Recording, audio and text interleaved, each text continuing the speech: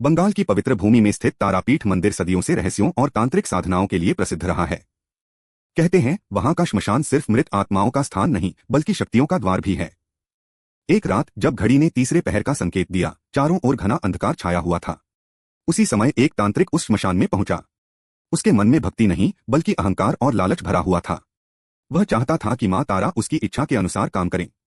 उसने जमीन पर एक गूढ़ मंडल बनाया, काले धागे, सिंदूर और अजीब तांत्रिक वस्तुओं से।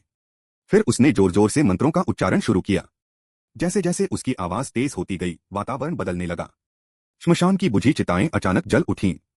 हवा भारी हो गई और सन्नाटे को चीरती हुई सिर्फ उल्लू और सियारों की डरावनी आवाजें गूंजने लगीं।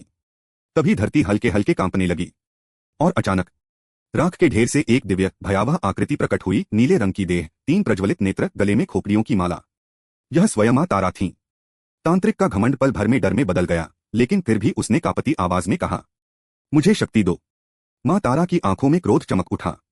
उनकी आवाज गूंज उठी, अगर भक्ति से बुलाता तो रक्षा करती, पर तूने छल से मुझे बांधने की कोशिश की है।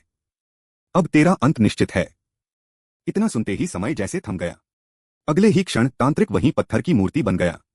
कहते हैं आज भी तारापीठ के उस श्मशान में एक अजीब सी पत्थर की आकृति पड़ी है।